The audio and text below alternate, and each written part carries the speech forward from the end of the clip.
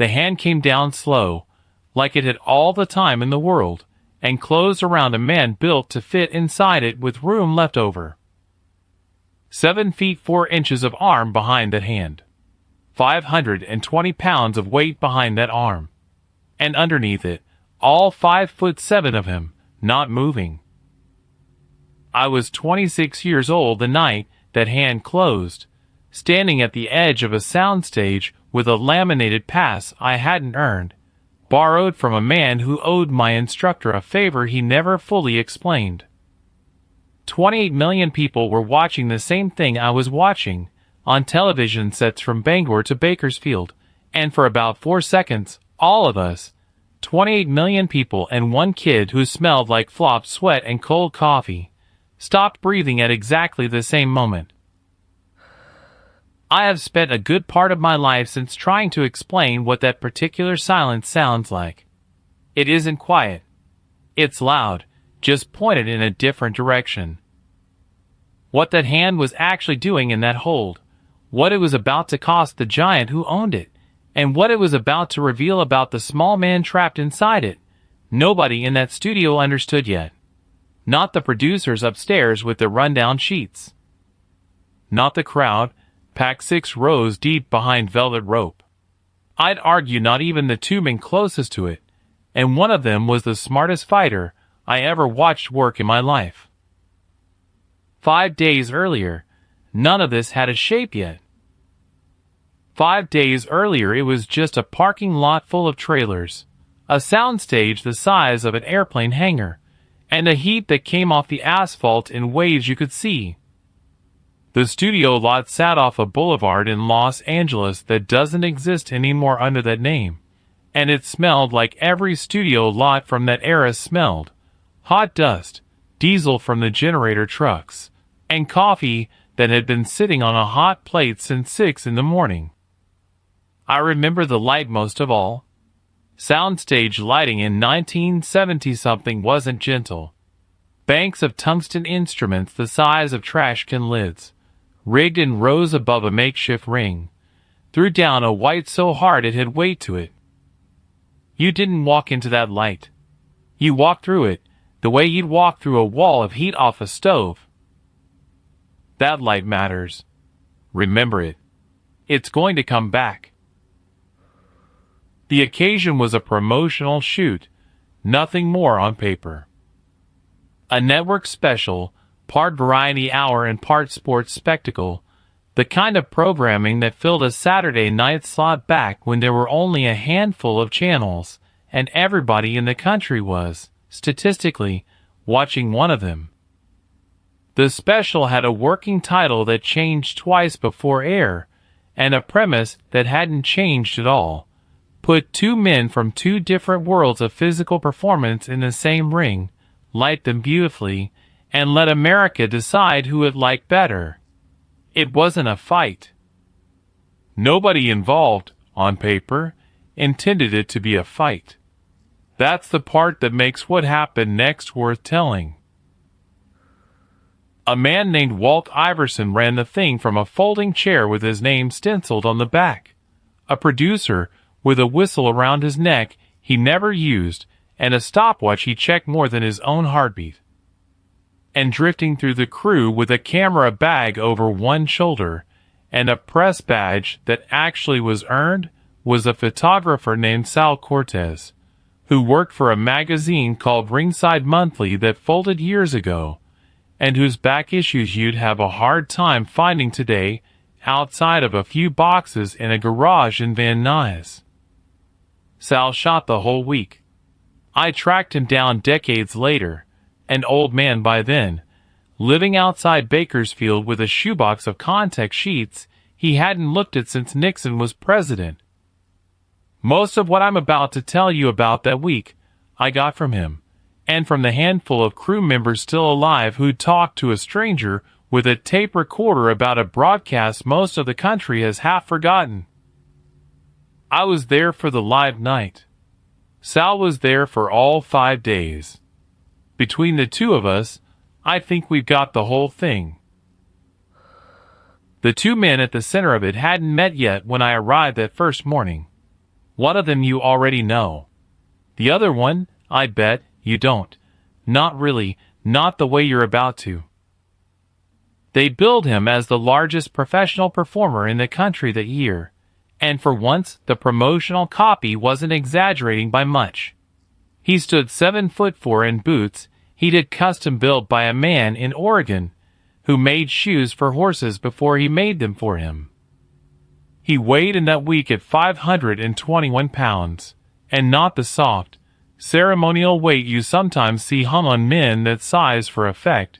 You could watch him lift the back end of a station wagon off the ground unassisted, for a bit, for the cameras, and grin the whole time like it was the easiest thing he'd done all week. His ring name was the Kodiak. His actual name was Anton Brandt, and if you'd met him at a diner counter at midnight, which several people I talked to had, you'd have found a soft-spoken man who tipped well, remembered waitresses' names, and got genuinely embarrassed when children stared. I want to be careful here, because it would be easy, lazy, even, to write a man that size as a monster, and it would be a lie. Everyone who worked with Anton Brandt that week used some version of the same word, gentle. Not weak. Not slow. Gentle, the way a very strong man can afford to be gentle, because he's never once had to wonder whether he could hurt you if he wanted to. He'd come up through carnivals and county fairs in the 50s, then into the wrestling circuit through the 60s, and by the time this broadcast rolled around he was, by every account, close to done, a man in his own final stretch of a career built entirely on being bigger than the room, looking for one more big night before he handed the territory to someone younger. Sal told me a story about the second day of the shoot. A boy, maybe 7 years old, had wandered onto the lot with his father, some studio electrician, and stood frozen at the sight of Brant walking past in a bathrobe the size of a bedsheet. Brant crouched down, folded down, really joint by joint, like a crane lowering a load, until he was closer to the kid's height than his own, and said, in a voice that Sal described as unreasonably soft for a chest that size, "I'm not as scary once you're this close. Come on! Look at my hand next to yours." The boy did. Neither of them said anything else. The father cried a little and tried to hide it, and didn't quite manage. Television in that era loved a man his size the way it loved very little else. Variety broadcasts in the early 70s were built on spectacle stacked next to spectacle.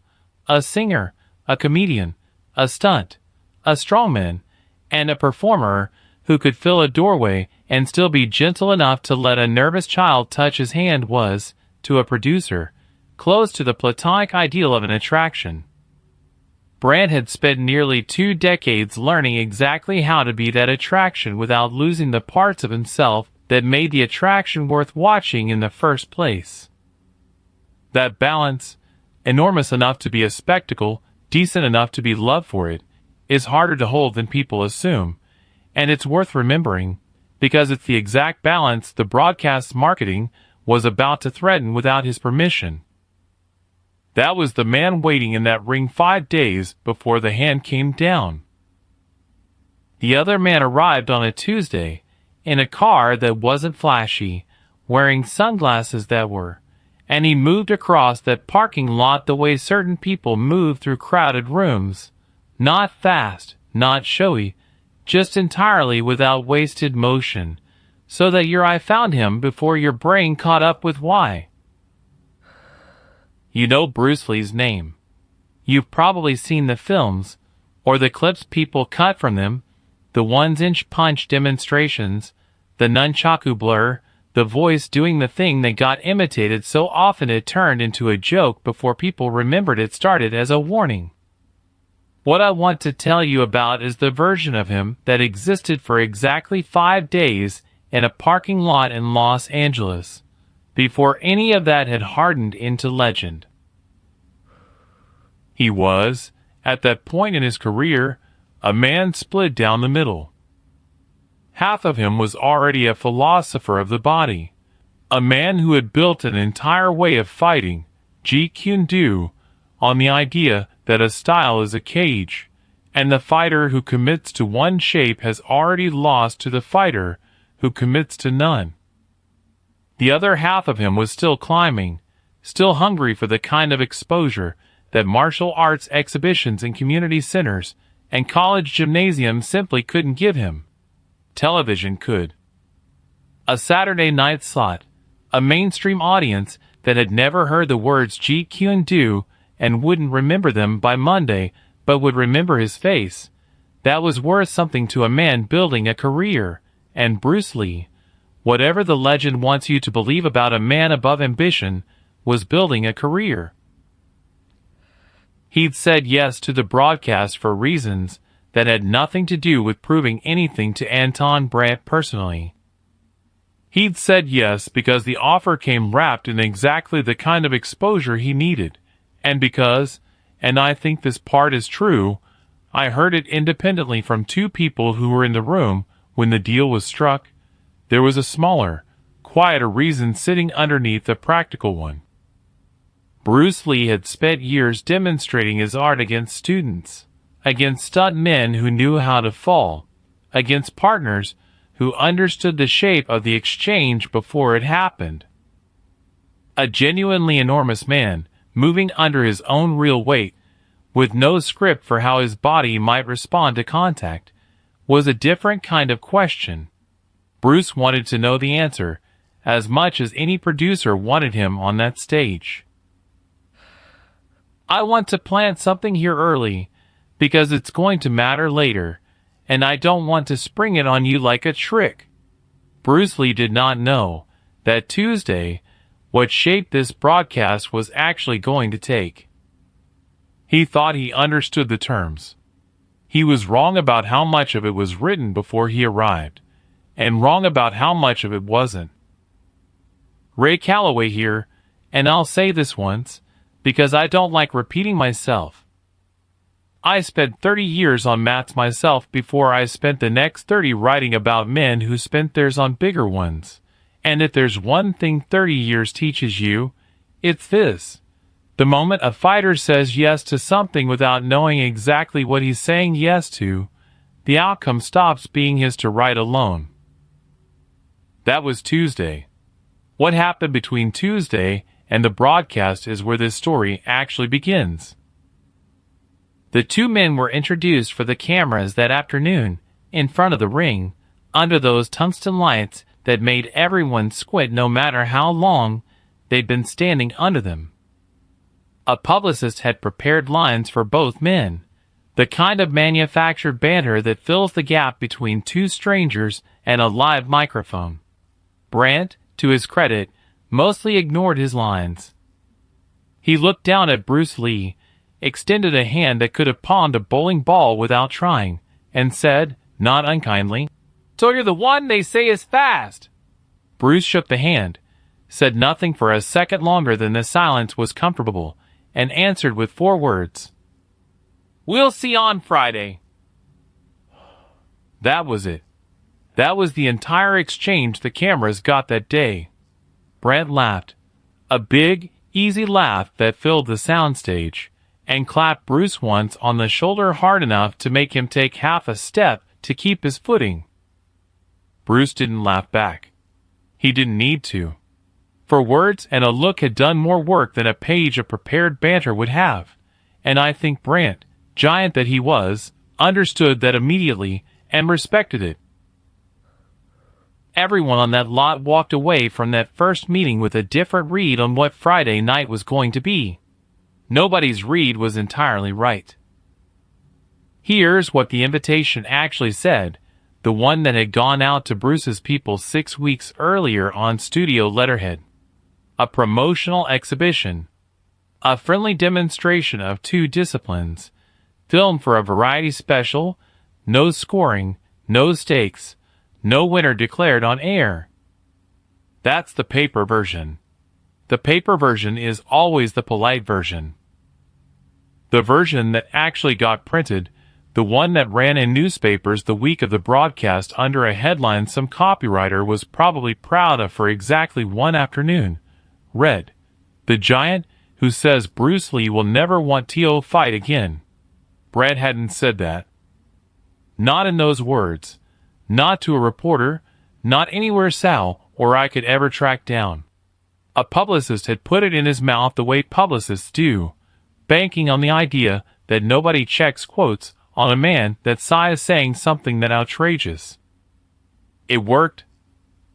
The line got repeated on local news, got clipped into radio spots, got read aloud by hosts on 3 different talk shows that week, until by Thursday it had stopped being a manufactured quote and started being simply true, the way enough repetition makes anything true whether a man said it or not. This is the part of the story where I have to tell you plainly. It was a trap, but not the kind either man walked into on purpose. Bruce had signed on for a demonstration. What he arrived to find, over the course of 5 days, was a live broadcast increasingly built around a promise somebody else had made in his name, that this smaller man was going to be humiliated, on air, by a giant who supposedly wanted him gone from the sport entirely. The invitation had quietly become a test nobody had told him he was taking. Anton Brandt, for what it's worth, wasn't in on the manufactured quote either, not at first. When Sal showed him the newspaper on Wednesday, folded to the headline, Brandt read it twice, handed it back, and said only, "That's not something I'd say about a man I hadn't fought yet." Then he laughed, because what else do you do, and went back to signing autographs for the crew's kids. So why did a man build like a house? A man who genuinely didn't need the money or the manufactured headline agree to any of it? I asked that question to 3 people who knew him, and got the same answer 3 different ways. Anton Brandt was closing out his career that year. Quietly, without an announcement, the way old-school performers of his generation tended to do it. No farewell tour, no press conference, just fewer bookings and then none.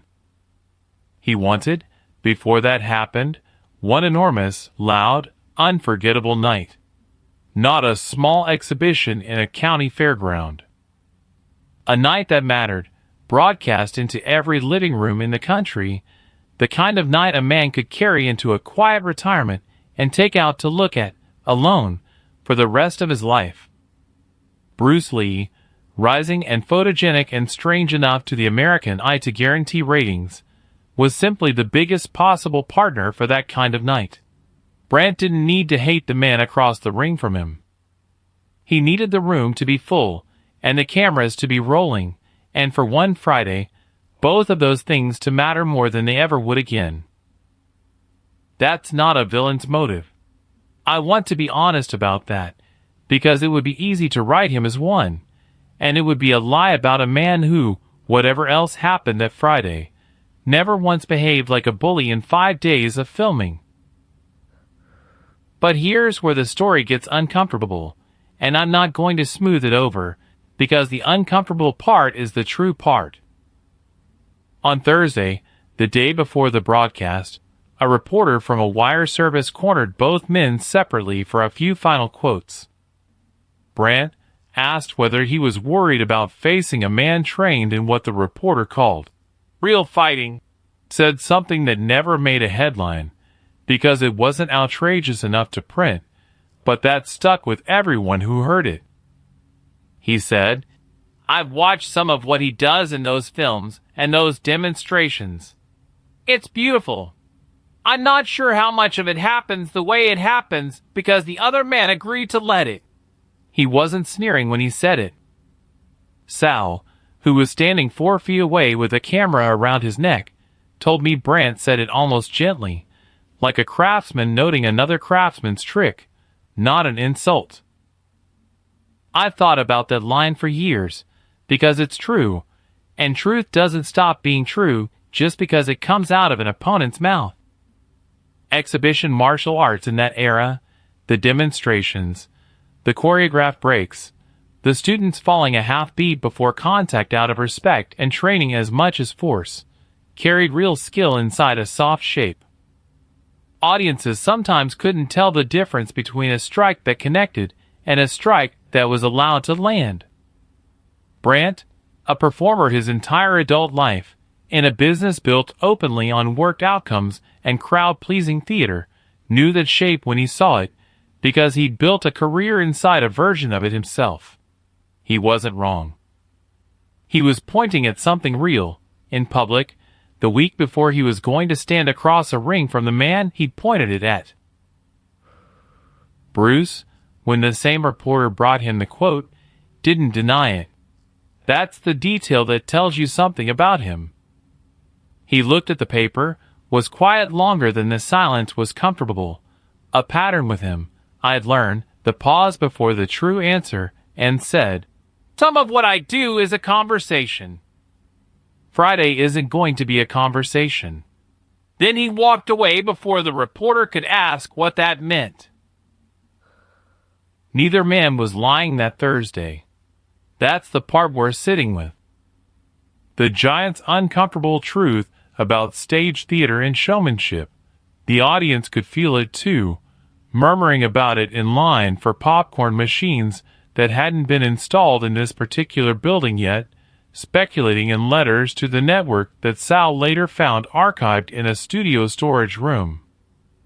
And Bruce's answer wasn't a denial. It was a promise about what Friday specifically was going to be, as opposed to everything that came before it. You don't get a story like this one without a truth like that sitting underneath it, uncomfortable and unresolved, for one more night. By Thursday evening the lot had changed shape. Trucks kept arriving, camera cranes on rails, extra lighting rigs, a mobile broadcast unit the size of a small house parked behind the soundstage with cables running into it like it was breathing through them. Crew that had been relaxed on Tuesday were tense by Thursday, the particular tension of people who suddenly understand a job they thought was routine is about to be watched by more people than they'll ever meet in their lives. Sal told me the flashbulbs that week left spots swimming behind his eyes for an hour afterward. Every single day, that hard, chemical white flash, over and over, until the whole lot seemed lit from inside a bulb that never quite finished going off. Everyone squinted by Thursday. Everyone had started seeing the world through a faint gray haze that lingered a few seconds after each flash, like the light itself refused to let go clean. Remember that light. I told you it would come back, and it's already starting to. The crowd for the broadcast had been building anticipation for a week through radio spots and that manufactured headline, and by Thursday night ticket requests had outpaced the studio's capacity 3 times over. Somebody in the production office made the call to seat 6 rows of paying audience close to the ring and pipe the overflow into bleachers further back, close enough to see faces, far enough that half the crowd would be watching 2 men the size of action figures and trusting the cameras to fill in the rest. There's a moment I want to tell you about that almost nobody who wasn't in that building knows happened, because it happened in a hallway with a concrete floor behind the soundstage an hour before call time on Friday. Sal found Bruce there alone, not posing, not stretching, not running through movements the way he did in front of cameras all week. Just sitting on a folding chair against a cinder block wall, under a single bare bulb that threw a small, ordinary circle of light onto the floor in front of him. Nothing like the tungsten banks waiting in the next room. Sal, who'd been photographing fighters for a decade by then, and had learned to recognize the look, said Bruce's face in that hallway wasn't the face from the newspaper photos. He asked, carefully, if everything was all right. Bruce didn't answer for a moment. Then he said, quietly, almost to the wall more than to Sal, "There's no take 2 tonight." That was it. For words again, the same economy he'd used with Brent on Tuesday, except this time there was no giant across from him to absorb the weight of them, just a photographer, a bare bulb, and 28 million people who hadn't turned their television sets on yet. I want you to sit with that for a second, because it's the most honest thing anybody said all week. Every demonstration Bruce Lee had ever given, every film take, every choreographed break, all of it had the safety net of another attempt if something went wrong. Friday night had no net. One camera, one broadcast, one body against another body's 521 pounds, live, in front of more human beings watching a single event at a single moment than most performers see in an entire career. That's not a fear a man says out loud twice. He said it once, to one person, in a hallway, and then he stood up, straightened his jacket, and walked toward the tungsten light like nothing had happened at all. That's the crack in the granite. It's the only one you're getting, and it's the only one there is. Everything else that night, he carried like a man who'd never once doubted himself, and maybe by the time he walked through those doors, he genuinely hadn't. But I know what he said in that hallway, and I think it matters more than anything he said in front of a camera all week. Friday night arrived the way Friday nights arrive in stories like this, faster than anyone was ready for, and slower than anyone could stand. The soundstage had been rebuilt around the ring by the time the doors opened. A sign hung above the broadcast entrance, hand-painted, lit from behind by a bank of bulbs that buzzed audibly if you stood close enough. Live on air. Beneath it, a single red lamp burned by the stage manager's position, the kind that flips on the instant a broadcast goes live and stays on until it ends. A small cyclops eye that every crew member in television has learned, on some animal level, to fear a little. Walt Iverson took his folding chair by the announcer's table, stopwatch in hand, whistle around his neck, and used as always. The audience filled in, 6 rows close, bleachers behind, more people packed into that soundstage than it had probably ever legally held. At 11:15, the red lamp came on, and it stayed on. The broadcast opened with Walt Iverson's voice, warm and practiced, running through introductions nobody in the room was actually listening to, because everybody's eyes were on the 2 men walking toward the ring from opposite tunnels. Brent entered first, in a robe the size of a tent, grinning at the crowd, playing every bit the showman he'd built his whole career being. The cheers for him were enormous, genuine, warm, the sound of a crowd that liked him, not one baying for a smaller man's humiliation, whatever the headlines had promised. Bruce entered in black. No robe, no entrance music beyond what the band had rehearsed, no wave to the crowd. He walked to his corner the way he'd walked across the parking lot that first Tuesday, without wasted motion, calm in a way that made you watch him harder trying to find the crack the newspapers had promised was there.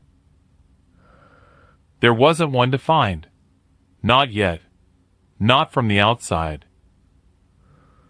The 2 men met at the center of the ring under lights so bright the whole space seemed to hum. Brent looked down. He had to look down a long way, and said something the microphones caught only in fragments, something about being glad the paper's headline hadn't scared him off. Bruce didn't answer with words this time. He looked up, held the giant's eyes for a beat longer than comfortable, and gave a single small nod. Then the 2 men stepped back to their marks, and the room, 6 rows deep and packed to the bleachers, went the particular kind of quiet that happens right before something nobody in the building can predict actually starts. For the first minute, it looked exactly like what the paper had promised, just not in the direction the paper meant. Bruce moved in and out of range fast, testing distance, landing quick open-hand strikes to Brandt's forearms and chest that snapped audibly but didn't move him an inch. Brandt swatted at empty air twice, caught nothing, laughed once, low in his chest, the laugh of a man who wasn't worried yet and had no reason to be. He advanced in a straight line, using his reach the way a much bigger animal uses its reach, cutting the ring down to a smaller and smaller box that Bruce kept finding the edges of a half second before the box closed. It went that way for longer than the audience expected. Feints. A grazing strike to Brandt's shoulder that he shrugged off without breaking stride. A near miss on both sides. The crowd, 6 rows deep, started to lean forward the way crowds do when the thing they came for hasn't happened yet but feels close. Then Brandt did what a man his size can do exactly once in a fight and win with it if he does it right. He stopped advancing in a line, cut sideways instead of forward, and closed the last 3 feet of distance faster than anything that size should be able to close it. One arm came around Bruce's shoulders. The other came under and locked, and Anton Brandt lifted 135 pounds of trained fighter clean off the mat and folded him into a hold built on 521 pounds of real, willing muscle. The crowd roared. That was the moment the whole broadcast had been sold on, and everybody watching believed, for one clean second, they'd gotten exactly what they paid for. I found the network's internal rundown sheet for that broadcast years later, in a box of donated production files a university film archive had never fully cataloged. It's a strange thing to hold a piece of paper and realize it changes a story you'd already told yourself a dozen ways. The sheet listed the hold as a planned visual beat, timed, blocked, camera positions assigned to it in advance, a full 60 seconds allotted on a schedule that had never once been shared with Bruce Lee's side of the arrangement. The producers hadn't written that minute for him. They'd written it for the home audience, for the shot of an enormous man appearing to swallow a smaller one whole, because somebody in a production meeting understood, correctly, that the image alone would sell the whole broadcast for a decade of reruns. Whatever Bruce thought, he agreed to that Tuesday. This specific minute hadn't been part of the conversation. And here's the part the rundown sheet couldn't have predicted, because paper never can. The minute stopped being a shot the moment it became real. Because it was real. Brandt's grip wasn't a worked hold, the kind of thing his career had trained his body to fake convincingly for 20 years. He wasn't faking anything that night. He'd told the truth on Thursday about stage theater, and whatever else was scripted about that broadcast, his own strength in that hold was not. Bruce's arms were pinned. His feet weren't finding the mat.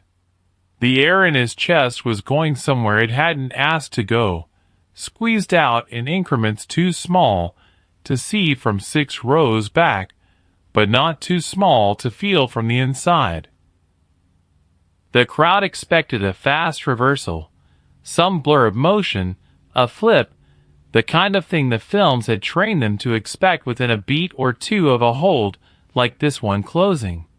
That's not what they got. What they got instead was almost a full minute, long, uncomfortable, genuinely undecided, of Bruce Lee simply not getting out.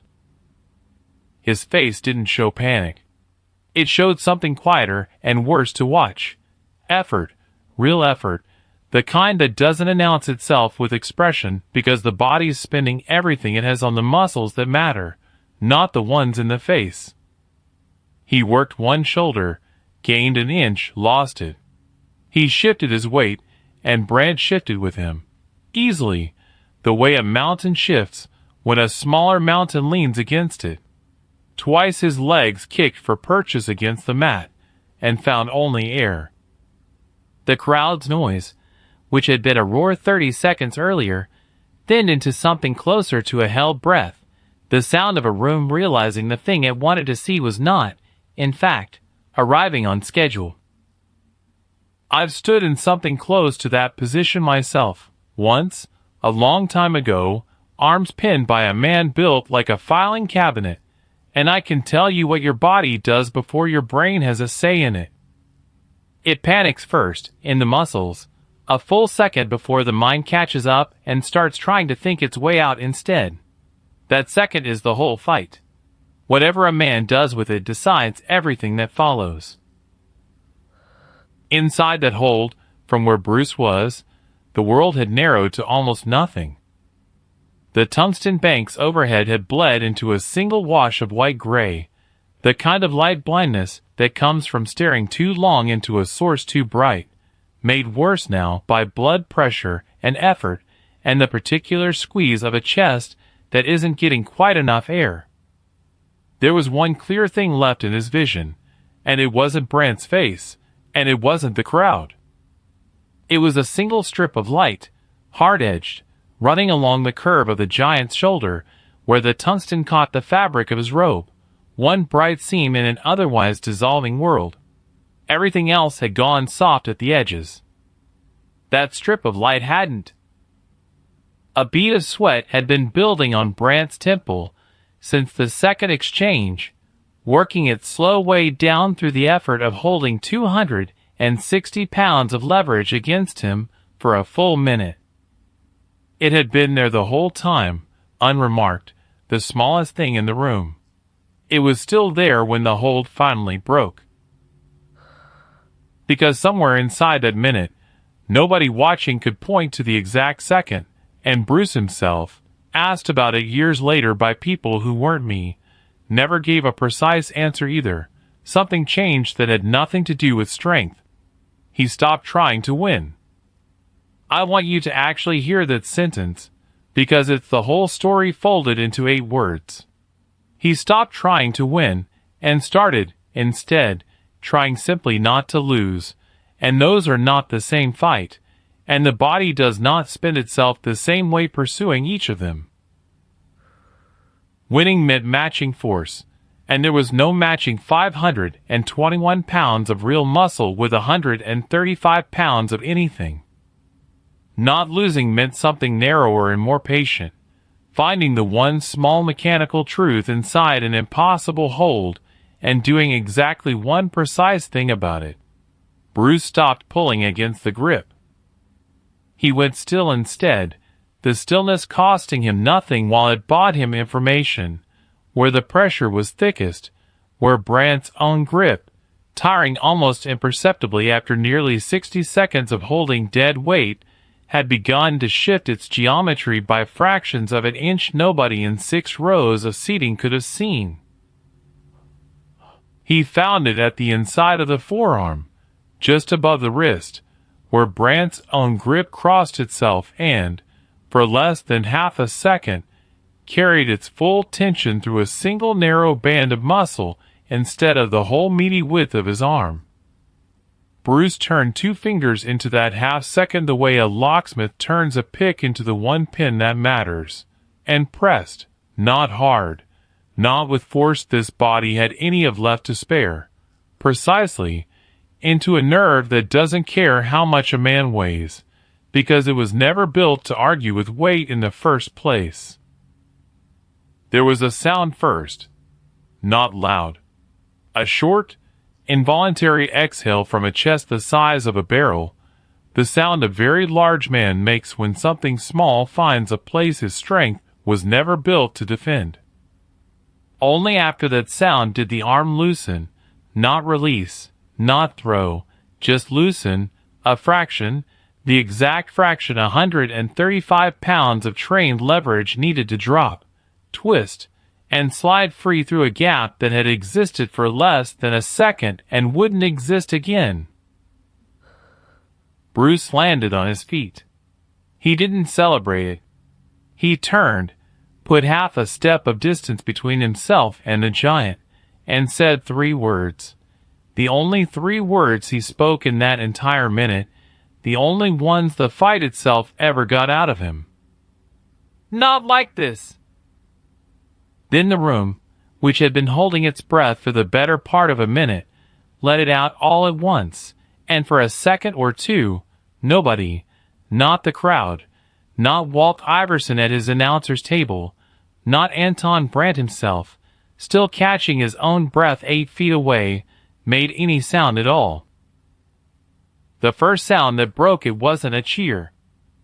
It was Anton Brandt laughing, not the big showman's laugh from earlier in the week, something smaller and more real, a low chuckle shaking a chest the size of a barrel while he rubbed at his own forearm, with an expression closer to admiration than defeat. He looked down at Bruce, still a full head and a half above him even from a slight stoop, and said, loud enough for the ringside microphones to catch every word, "Well, I suppose that answers that." Then he did something the rundown sheet upstairs had never once accounted for. He put out his hand, the same hand that had come down slow and closed around Bruce a minute earlier, and waited. Bruce took it. He didn't say anything this time. 3 words had already been spent, and he seemed to understand, the way he seemed to understand most things about the exact right amount of anything, that this handshake didn't need a fourth. The crowd took its cue from the 2 men in the ring, the way crowds always do, a half second behind the truth of what they'd just watched. The cheer that finally came wasn't the cheer the headline had promised anybody. It wasn't the sound of a giant's humiliation, and it wasn't the sound of an underdog's cheap upset either. It was something closer to relief, the sound a room makes when it realizes it has just watched something true happen in a building built mostly for things that aren't. Walt Iverson, stopwatch forgotten in his lap, said into his microphone something about a remarkable night and a special evening in sports entertainment, the kind of line producers write for exactly this contingency and hope never to need. Nobody in that building was listening to him. They were watching Anton Brandt lean down, say something quiet enough that even the ringside microphones only caught fragments of it, and clap Bruce once, gently this time, on the shoulder. Sal caught it on film, 1 frame, printed in Ringside Monthly 3 weeks later on a page nobody remembers now, of the 2 of them standing in that ring, Brandt's hand resting on Bruce's shoulder instead of closing around him, both men's faces turned toward each other instead of toward the cameras. It's the only photograph from that night I've ever seen that doesn't look staged for an audience, and I think that's exactly why it never became the famous one. The famous one is the hold. The true one is the handshake. The broadcast went to a commercial break 40 seconds later, and by the time it came back, the ring had been cleared for the evening's next segment, a musical act nobody I've talked to remembers a single detail about. Nobody was still thinking about music. 28 million people had just watched a minute of something they hadn't been sold, and for a few days afterward, that minute was most of what the country wanted to talk about. The papers the following Monday tried to write it as a victory, the way papers do, needing a winner and a loser to fit a headline into a single column. A few of the more honest columnists that week, and there were a few, buried past the front page, wrote something closer to what actually happened.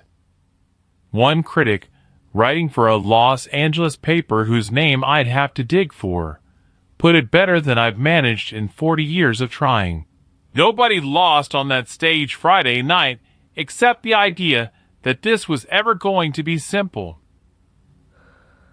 I think that's exactly right. Nothing about that minute was a humiliation for Anton Brandt, and I want to be plain about that, because it would be easy for a story like this one to turn a good man into a punchline in service of making the other man look better. That is not what happened, and it is not what I'm telling you. Brandt's strength that night was never in question. It was real. It had been real for a full minute, and it took something extraordinarily precise, not extraordinarily strong, to end it. He lost nothing that mattered to him. He'd wanted one enormous, unforgettable night before he stepped away from the spotlight. And by every account from everyone who was in that building, that is exactly what he got. Arguably a better one, a truer one, than the manufactured headline had ever promised him. He announced his retirement from the touring circuit 11 weeks later, quietly, the way I told you he'd always planned to, without a press conference or a farewell tour, just a shorter and shorter list of bookings until the list ran out entirely.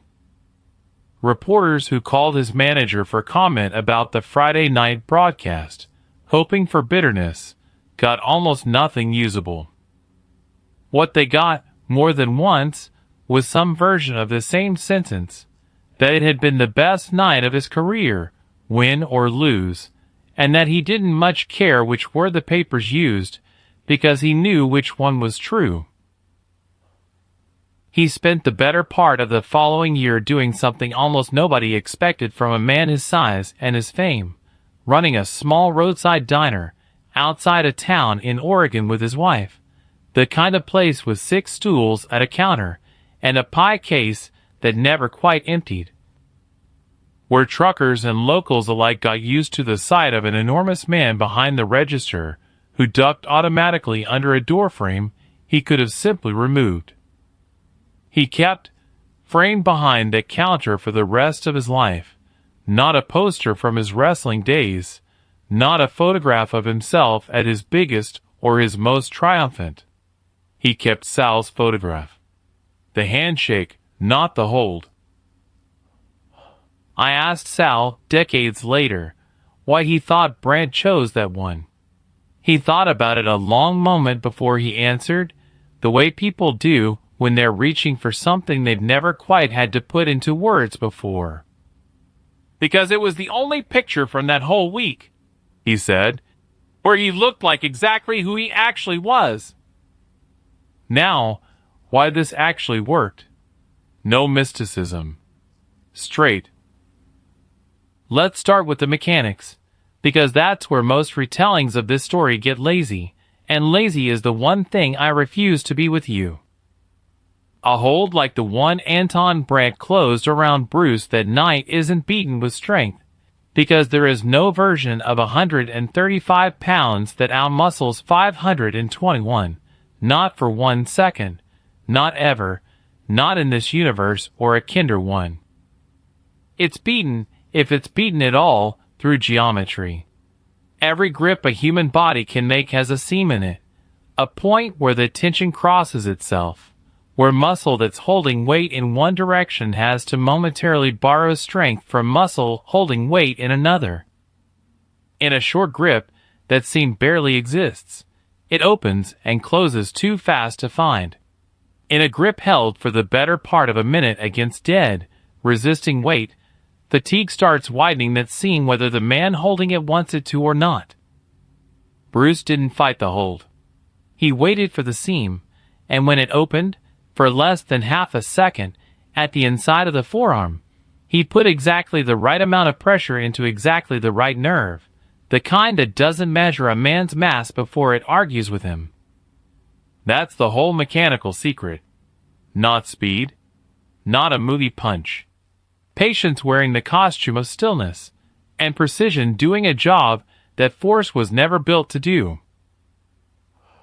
The psychology is the part one actually find more interesting, and it's the part I've spent 30 years chewing on from both sides of a mat. Anton Brandt was never the danger in that ring, not really.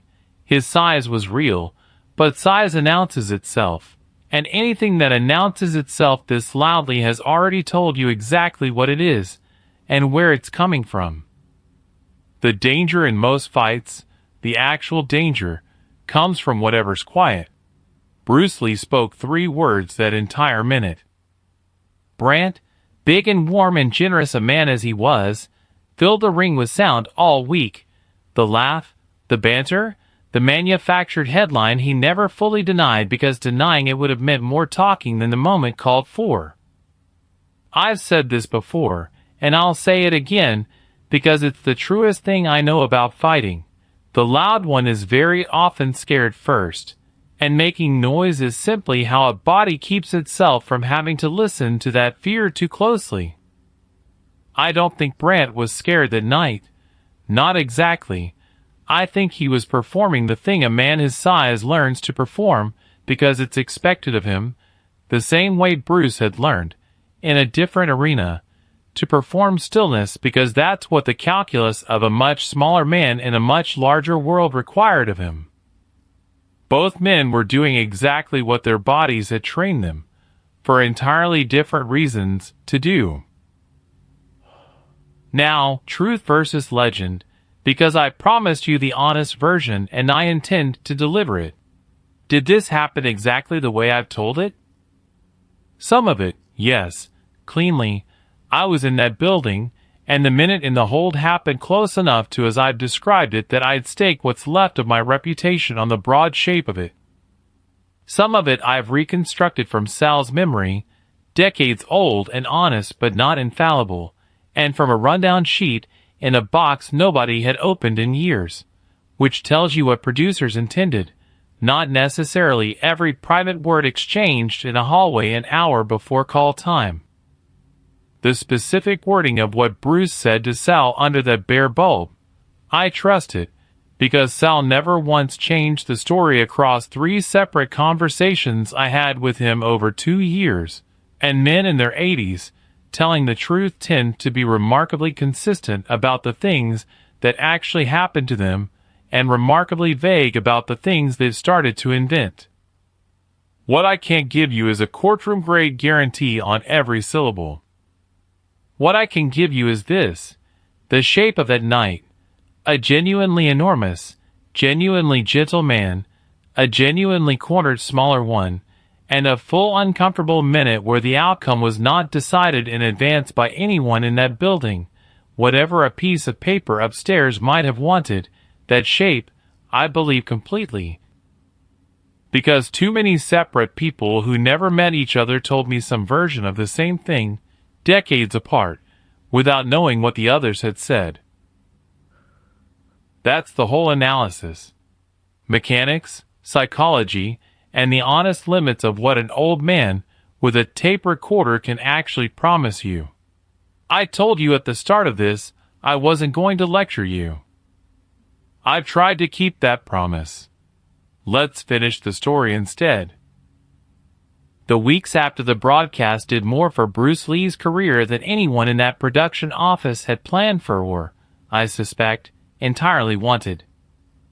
The manufactured headline that had promised his humiliation got quietly retired by the same papers that ran it, replaced within days by a different kind of coverage. Smaller items, mostly, buried past the front section, the kind that used words like poise and control instead of anything about winning or losing. A studio executive who'd been lukewarm on a film project of his for months called his agent the following Tuesday.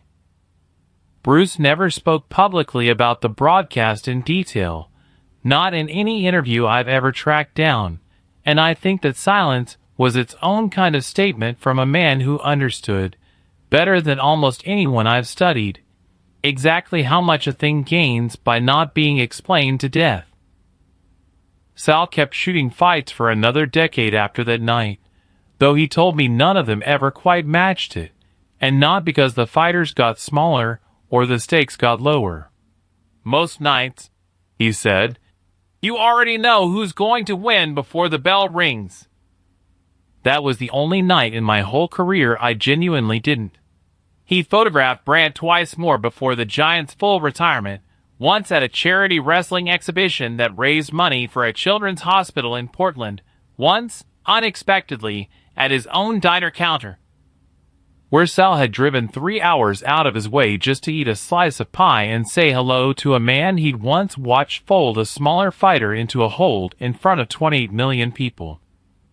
Brad remembered him instantly, refused to let him pay for the pie, and asked, before anything else, how Bruce was doing. That question, "How's Bruce doing?" became something close to a refrain in the handful of conversations Sal had with Brant over the following months. Not bitterness. Not even curiosity about a rematch, which promoters floated more than once, and which Brandt turned down every single time, politely, the same way a craftsman turns down a chance to repaint a finished piece. He'd gotten his enormous, unforgettable night.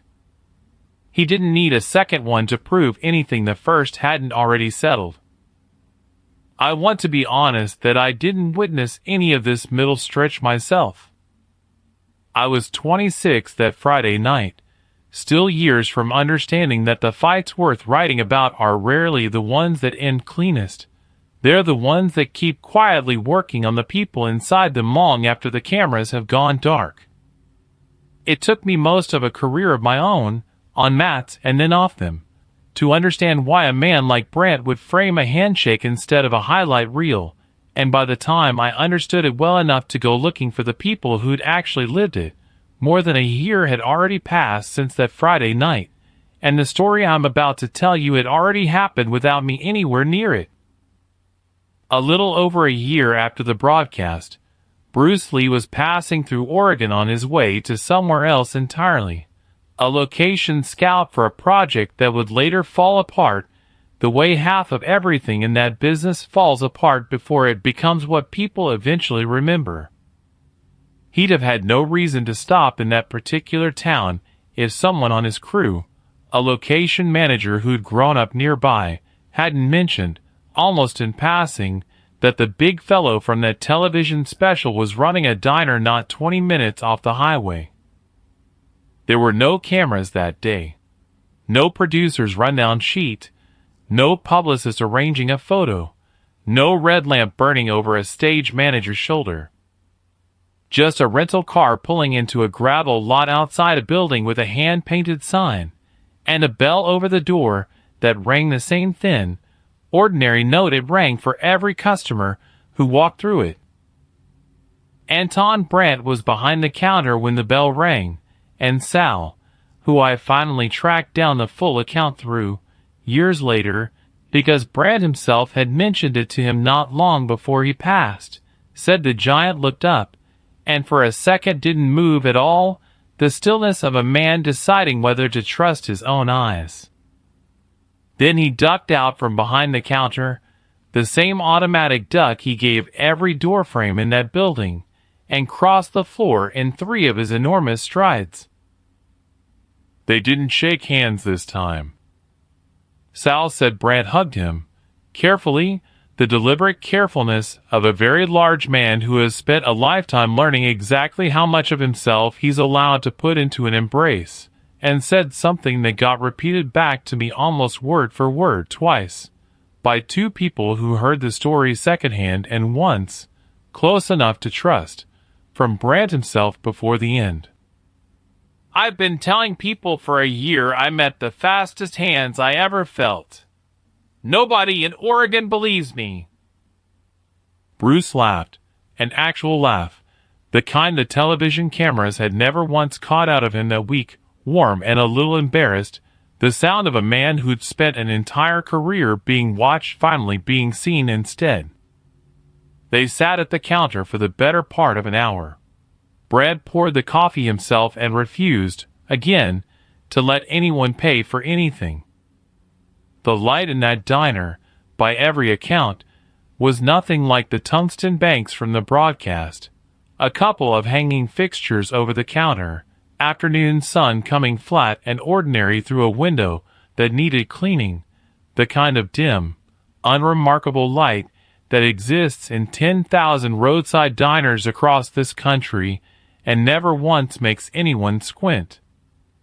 It was, Sal told me, the first time in the entire story that either man had been lit by something that wasn't trying to sell anything. Nobody photographed that hour. Nobody wrote it up for a magazine, because there was no magazine assignment attached to it, no publicist angling for a headline, no rundown sheet anywhere in 100 miles telling either man what beat came next. It exists now only because 2 men remembered it clearly enough, independently, decades apart, to describe it the same way to 2 different people who eventually found their way to me. I think that's exactly why it's the part of this story I trust the most. They talked, from what I've been told, about very little that had to do with fighting. Brant asked about a film Bruce was working on. Bruce asked whether the pie was as good as it looked, and was told, seriously, that it was better. At some point, before he left, Bruce apparently said something about the hold, the only time, in every account I've gathered, that either man referenced that Friday night directly. He told Brant that he thought about that minute more than he thought about almost anything else in his career, not because he'd nearly lost, but because it was the only time in years that nobody, including himself, had known in advance how it was going to end. Brant just nodded at that, the way a man nods at something he's already worked out for himself a long time ago. Then he refilled the coffee one more time, and the bell over the door rang again as a different customer came in, and the moment, unrecorded and uncelebrated, folded itself quietly into the rest of an ordinary afternoon. I think about that diner more than I think about the broadcast itself, and I've spent this whole story trying to earn the right to tell you why. Go back with me, for a second, to where we started. A hand the size of a dinner plate, coming down slow, closing around a man built to fit inside it with room left over. I told you that hand was hiding something, that what it was doing was going to cost the giant who owned it and reveal something about the small man trapped in it, and that nobody in that studio understood any of that yet. Here's what it cost Anton Brandt. Nothing he actually valued. Here's what it revealed about Bruce Lee. That the thing people would spend the next decades calling his invincibility was never the absence of a moment like that one. It was what he did with a minute he couldn't win by strength alone. And here's the part one don't think either man fully understood until that diner counter, a year and a quiet cup of coffee later, that the whole thing had never actually been a fight worth winning or losing.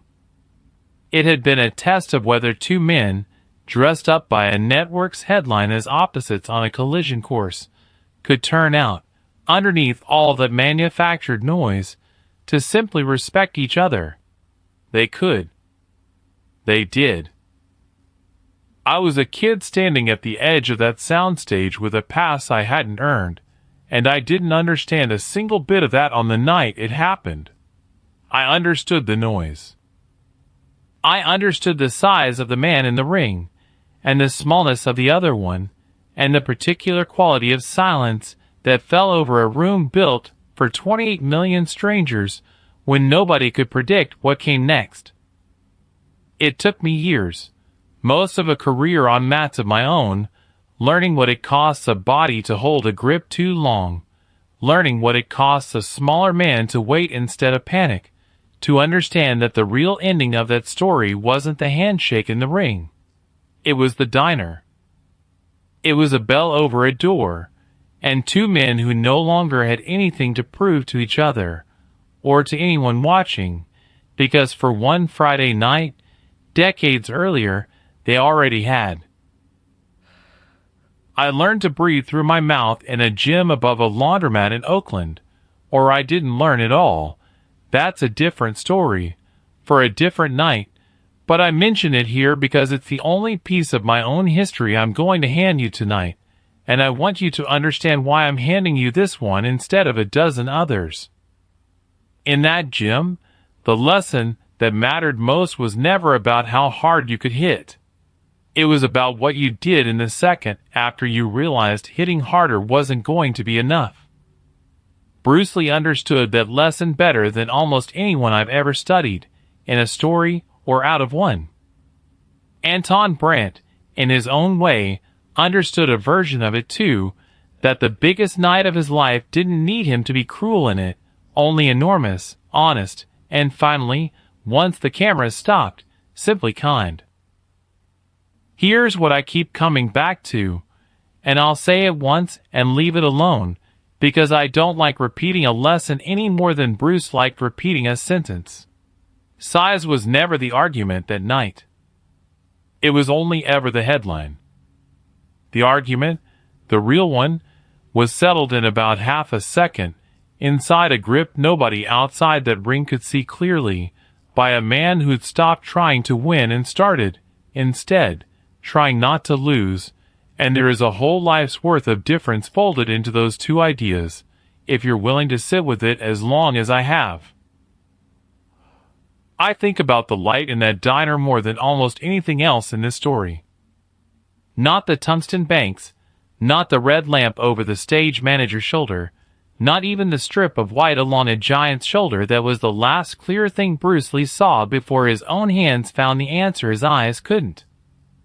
Just an ordinary afternoon, sun coming flat through a window that needed cleaning, two men who'd once been sold to the country as opposites, sharing a slice of pie neither of them paid for.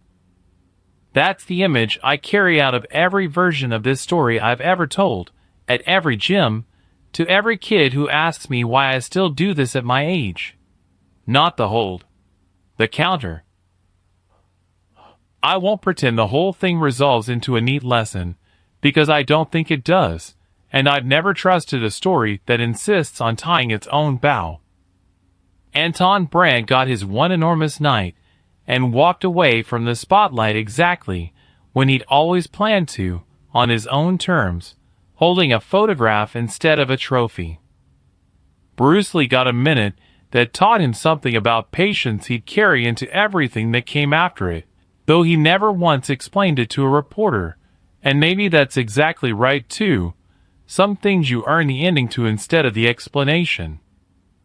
I'd rather leave it there than force a moral onto two men who never asked me for one. Next time, I want to take you somewhere quieter, a room with no crowd in it at all, just two men and a closed door, and a different kind of silence than the one we sat with tonight. I won't tell you more than that yet. Some rooms deserve to stay closed until we're standing in front of them together. If stories told the old way are your kind of thing, the kind where the giant gets to keep his dignity, and the smaller man gets to keep his silence, and neither one of them needs you to pick a side, then pull up a chair. Stick around. I've got more of these than I've had time to tell.